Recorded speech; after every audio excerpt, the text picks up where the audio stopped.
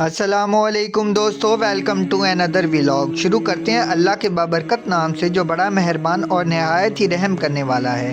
آج ہم موجود ہیں ریاض الجنہ میں روضہ رسول کے پاس، تو آئیں آپ کو اس کی تاریخ بتاتے ہیں۔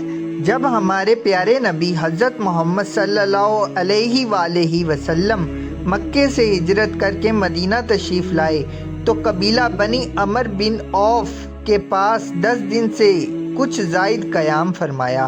وہاں مسجد قباء کی بنیاد رکھی اور اس میں نماز ادا فرمائی۔ پھر آپ اپنے صحابہ کے ساتھ مدینہ منورہ تشریف لائے اور اس مقام پر تشریف رکھی جہاں اس دن مسلمان نمازیں ادا کر رہے تھے۔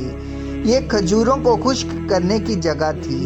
یہ زمین 2 یتیم بچوں سہل اور سہل کی تھی جو سیدنا اسد بن زرار کے زیر کفالت تھے۔ جب اونٹنی وہاں پر بیٹھ گئی تو آپ صلی اللہ علیہ وآلہ وسلم نے ارشاد فرمایا، یہی ہماری منزل ہوگی۔ پھر حضور پاک صلی اللہ علیہ وآلہ وسلم نے ان بچوں کو بلایا اور ان سے زمین خریدنے کے لیے گفتگو فرمائی۔ انہوں نے عرض کی، یہ زمین ہم آپ صلی اللہ علیہ وآلہ وسلم کو نذرانہ پیش کرتے ہیں۔ آپ صلی اللہ علیہ وآلہ وسلم نے یہ زمین نذرانے کے طور پر قبول نہ فرمائی بلکہ اس کو خریدا اور رقم حضرت ابو بکر صدیق رضی اللہ تعالیٰ نے ادا کی۔ ربیع الاول 1 ہجری بالمطابق اکتوبر 622 عیسوی مسجد نبوی کا سنگ بنیاد رکھا گیا۔ سنگ بنیاد اس انداز سے رکھا گیا کہ پہلا پتھر حضور پاک صلی اللہ علیہ وآلہ وسلم نے اپنے دستے مبارک سے رکھا اور اسی طرح پھر دوسرے صحابہ نے بھی پتھر رکھے۔ صحابہ اکرام مسجد نبوی کی تعمیر کے لیے ایک ایک اینٹ اٹھا کر لاتے اور خود حضور پاک صلی اللہ علیہ وآلہ وسلم بھی صحابہ اکرام کے ساتھ اینٹیں اٹھا کر لاتے۔ حضور پاک صلی اللہ علیہ وآلہ وسلم کے زمانہ اقدس میں مسجد کی لمبائی 70 ہاتھ چوڑائی اور 60 ہاتھ تھی جو تقریباً 30 ضرب 35 میٹر بنتے ہیں۔ چھت کی بلندی 5 ہاتھ، بنیادیں پتھر کی، دیواریں کچی اینٹوں کی، ستون کھجور کے تنوں کے اور چھت کھجور کے شاخوں کی بنائی گئی تھی۔ مسجد کے 3 دروازے تھے۔ ایک دروازہ مسجد نبوی کی جنوب جانب تھا جسے بعد میں بند کر کے اس کے سامنے شمالی جانب دروازہ کھول دیا گیا تھا، جبکہ 2 دروازوں میں سے ایک باب رحمت اور دوسرا باب جبرائیل تھا۔ مسجد کا دالان 3 صفوں پہ مشتمل اور باقی صحن تھا۔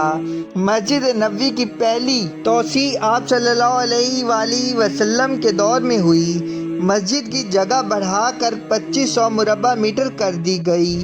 یہ توسیع 7ویں ہجری میں ہوئی۔ 17 ہجری کو دوسرے خلیفہ حضرت عمر بن خطاب رضی اللہ تعالی عنہ مسجد نبوی میں 1100 میٹر کی مزید توسیع کروائی، جس کے بعد مسجد کا کل رقبہ 3600 مربع میٹر تک پھیل گیا۔ 29 اور 30 ہجری کے دوران تیسرے خلیفہ حضرت عثمان غنی رضی اللہ تعالی عنہ نے مسجد نبوی میں 496 میٹر کی مزید توسیع کروائی، جس کے بعد مسجد نبوی 4096 مربع میٹر ہو گئی۔ اموی دور حکومت میں خلیفہ ولید بن عبد المالک نے 88 تا 91 ہجری کے دوران مسجد نبوی 2369 مربع میٹر کی جگہ شامل کروائی، جس کے بعد مسجد نبوی کا احاطہ 6465 مربع میٹر ہو گیا۔ 161 ہجری میں عباسی خلیفہ مہدی نے 2400 مربع میٹر کا مزید رقبہ مسجد نبوی میں شامل کروا دیا، جس کے بعد مسجد نبوی 8915 مربع میٹر پر پھیل گئی۔ 888 ہجری میں سلطان اشرفتی 120 مربع میٹر کی جگہ مسجد نبوی میں شامل کروا دی، جس کے بعد مسجد نبوی 9053 مربع میٹر پر پھیل گئی۔ عثمانی دور میں مسجد نبوی کی تعمیرات کی دنیا میں محبت اور عقیدت معراج ہے۔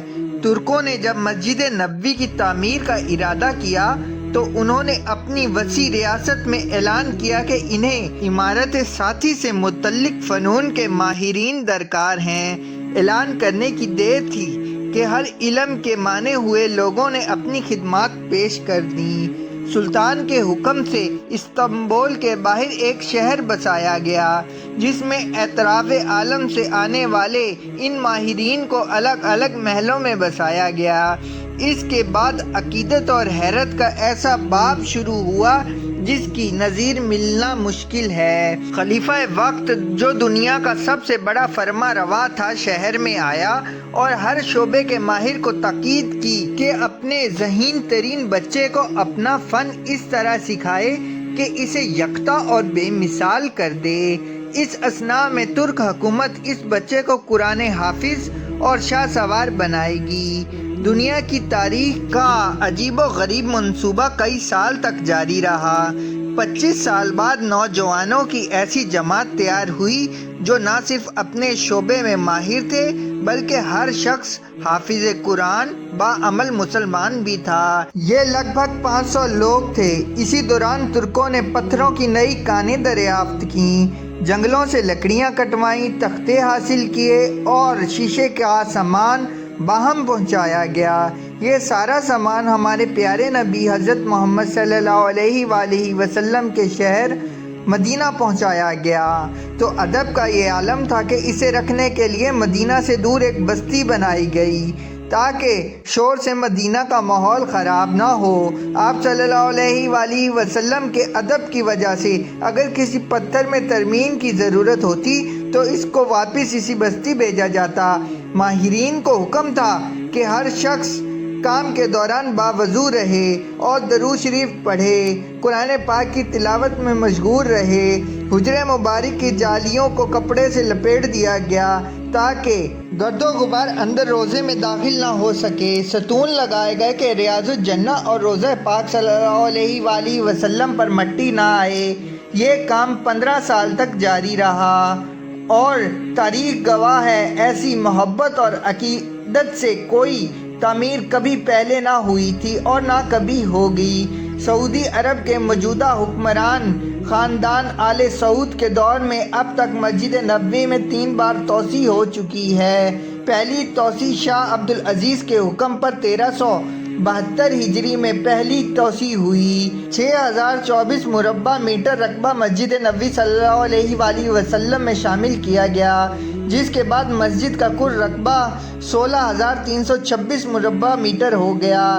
شاہ فہد بن عبدالعزیز نے مسجد میں 8200 مربع میٹر اضافہ کیا اور یوں مسجد کا رقبہ 98352 مربع میٹر ہو گیا۔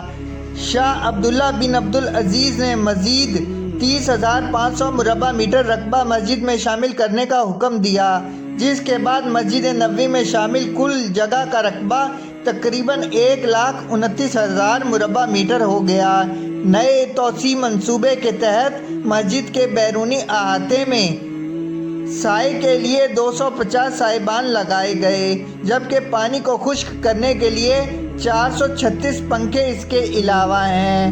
امید کرتے ہیں آج کا ولاگ آپ کو پسند آیا ہوگا۔ اگر آپ کو آج کا ولاگ پسند آیا ہو تو ویڈیو کو لائک کریں، شیئر کریں اور چینل کو سبسکرائب کرنا مت بھولیے گا۔ پھر کسی اور دن کسی اور ولاگ کے ساتھ ملتے ہیں، تب تک اجازت دیجیے۔ اللہ حافظ۔